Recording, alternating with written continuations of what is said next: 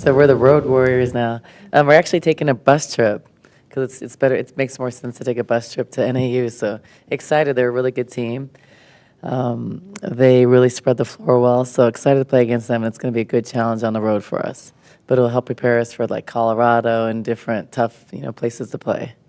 So I'm excited for tomorrow. How cool was that to go to Chicago and have an opportunity for Skylar to play in her hometown? Really cool. Really cool first going to San Diego, bringing Brea home, going to Brea's home.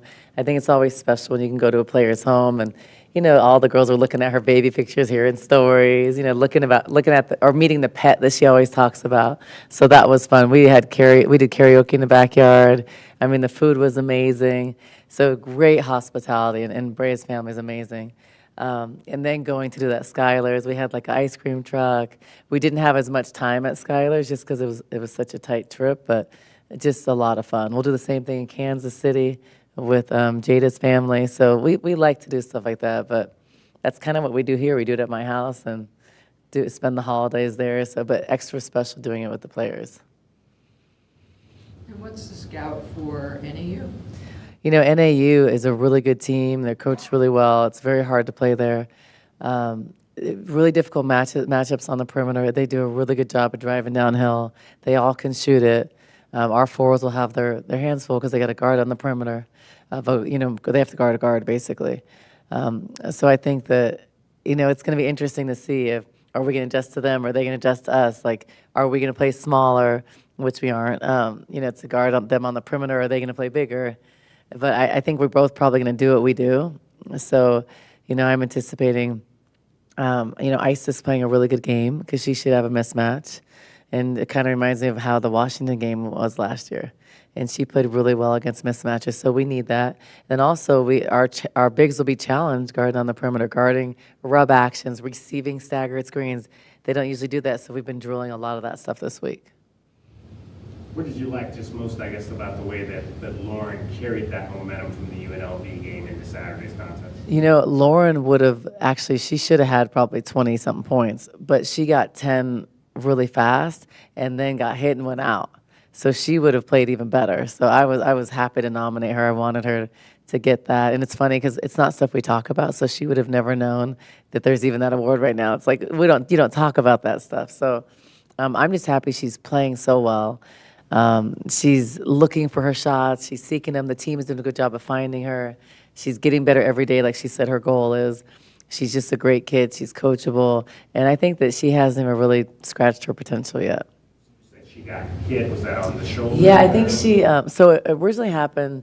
She fell on the floor in San Diego, but then Jada and her collided in Chicago, and I took her out. So at first, I didn't know she was going to go back in. So I think if that didn't happen, she was on pace. I want to say she had only missed. You guys didn't see because the broadcast was all messed up there, so there was a lot of stuff going on. So she I think she only missed one shot. Randy, you could one shot in the first half, and then her and Jada hit. And so she went out, but then she was fine. I think it just scared her more than anything. So I think without that, she'd probably had 20 because she came out on fire. I was like, whoa. So, and then she only had 2 points in the second half.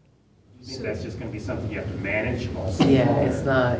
I think it scared her more because it's not her shooting arm either. But I think it scared her more because she's had an injured shoulder before. It wasn't even the injury. It was more like you get scared.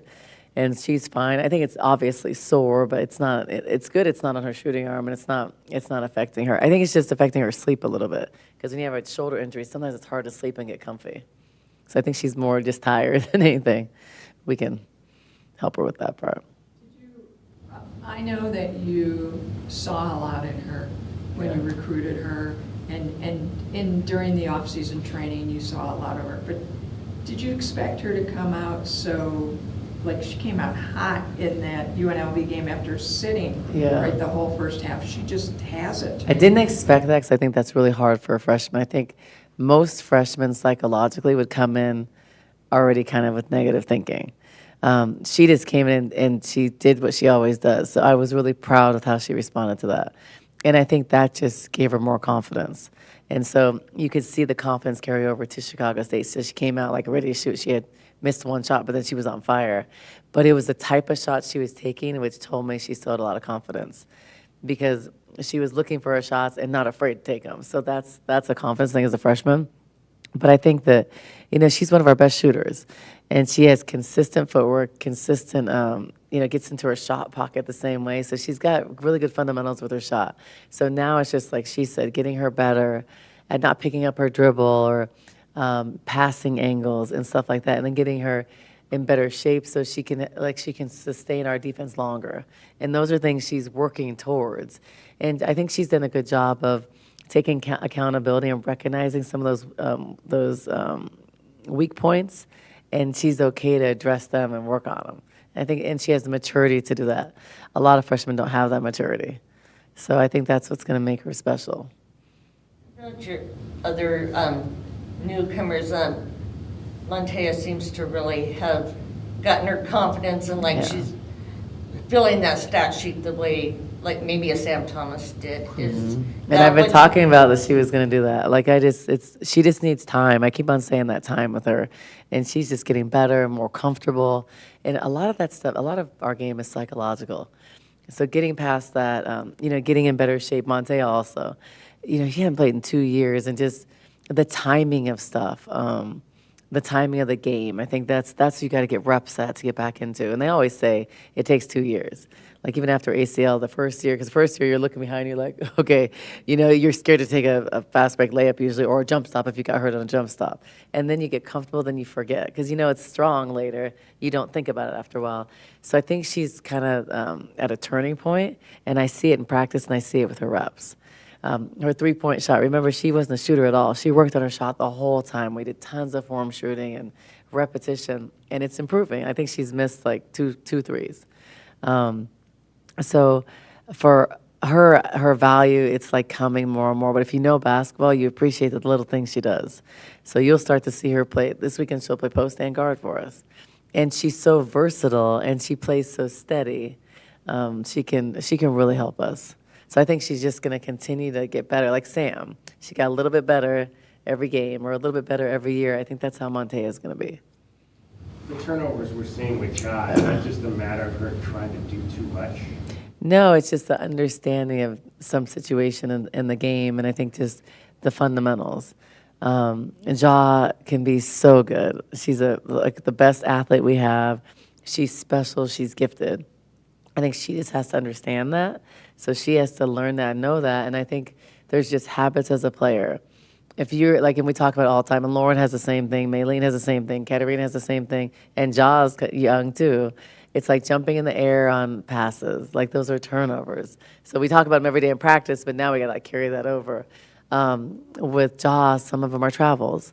So it's the fundamentals, the handling the ball, jump stopping, like those fundamentals, which we're doing daily. And I think we're working with John. She's such a great athlete. They like to fly. I've never had that problem, so I don't know how that is. But I had to always power move and muscle it up. But learning how to jump stop and finish off two, which is a higher percentage shot. So like those are repetition too, and that's habits, because it takes like 10,000 hours to break a habit, or 20, whatever, how many thousand hours. So you got to do it every day. And I think we'll start to see in January it pays off. But she's getting better. She's shooting the three better. I know Chicago State, she had a lot of turnovers. She didn't play the first half, came in the second half. See, that's just the mental part of some of that. And then once you turn the ball over, once you start to second guess yourself. So just keep on working on fundamentals with her. She'll be fine. In the past, we talked about players who play different positions, and sometimes, it's hard to remember when you're in at a 3, then you go to a 4, like where you're supposed to be. Some of these players obviously have the IQ and can do that, but it was also hard for their teammates because they're used to seeing them in a 3 instead of a 4. With Montea, who's sort of all She's over fine the with place, that. she's fine with it, but it seems like her teammates are just going along with it. Are we not seeing it because there's some bad Well, she has a high basketball IQ, so not a lot of players could. She could play the 1, 2, 3, 4, 5 for us and know all the positions and fine. She may make a mistake here and there, but it's just kind of who she is. Other players would have a tough time, like learning 1 or 2 positions, and that's just kind of who people are. But Montea she can also watch it and not run it and run it. And I think that's just kind of the gift she has. And so I think that's what makes her not rush and play steady, it's her fundamentals. So she's not going to turn the ball over that much because she's got fundamentals and she's not rushed. I think when you're really athletic, sometimes you really are rushed or you want to fly by someone, or I think those are just, and then you have to break habits. But I think Montea plays at a slower pace, and that's just her game. You know, like Ari was a really fast pace. Montea is a very slow pace, kind of like Trinity was. So they're more fundamentally sound because they've had to work on their fundamentals. And I think a lot of that is from, you know, Montea's high school came from a really legendary high school in Vegas, and they win, and it's a really good coach. And so you just have to, now it's us, it's speeding her up on certain things or developing her more, or getting her next gear of quickness when she's on the perimeter. That's something to work with her on. And Jot's slowing down. It's jump stopping, it's like slowing down a little bit, and reading. So they're kind of two different things, and I think that it comes natural for Montea to do that, and it was natural for like Sam to do that, and even another player that was really natural at being able to move to different spots was Bendu. Those are really high basketball IQ players, and our system, not now because we have so many new people, like I like when we can do those things. I like when I can interchange positions and stuff. So my goal for this group would be when they're juniors, we can do that, and we can play, we can be more scout specific and do more creative things like we could back then when we were really good. But that is keeping your core together for 3 years. And how about her teammates? Like when, you know, you said this against NAU, she's probably going to play a little bit of guard and post. Do they adjust as quickly as she does? Yeah, because for them it's the same thing. Because regardless of who you put in that position, they're doing their same thing. So I think it's easy for the teammates to adjust. It's harder for the person to adjust because if you're inside, you're maybe crashing. If you're on the perimeter, you may be crashing or you may be getting back. So those are the habits, but I wouldn't put her in that situation. She can do it. But like another player might be crashing from the two, and we're like, we don't crash, and then we're giving up transition layups. So, but I wouldn't put them in the situation if they can't do it at this point. So she is ready to do that. One more. You got Aaron Tack in there a little bit earlier than normal. Was that kind of maybe by design to get your bench a little more time? Absolutely. That was a rough, like, 10, 12 days. I think it was 11 days. It was a lot. Like, I was like, the trip, but like, the cross country for the game, it was pretty hard. Like, we were kind of a little bit gassed, and I didn't want to talk about that because I knew I was gassed. I'm like, I'm not even playing. But so it was just a rough patch, and I knew this tournament was going to be hard. It's like basically today it was kind of like everybody's feeling good, but we woke up at 3 in the morning to travel across country. The time difference, it's cold, not an excuse at all. But I knew that game I wanted to play a lot of people and get us kind of rested because this next week is challenging again. And NAU is a really good team. So the goal was to get there, play everybody, get experience, get some minutes, put some people in different situations that I want to use, like this week and next week and moving forward. So we were able to do that, and Erin did a tremendous job. She came in, and it was good to see Erin do a lot of fundamentals we work on daily, like her pump fakes, drives. Like she did a really good job of stuff that I saw she carried over to the game. And I always like that because that means it's working. That means she's receiving it and doing it and learning it. And she did a lot of stuff, and she was very successful. And she's a great kid. The team loves her. She's a great addition to our family, and she wants to get better. And she's actually a really good athlete. Like, if you watch the way she runs and jumps, and I know she's not like a runner in track, a thrower. I don't know how athletic throwers are usually. I always thought they were kind of bigger, stronger, which she's actually really strong. But she's a really good athlete. If you just watch her, and so she's able to play our type of defense. She gets up and she wants it. So she's fun to coach, and she's fun. The girls love her. She's always in any joke or any conversation. So the girls really, really like her around. So she's been a fabulous addition to us. Thank you. All right, then.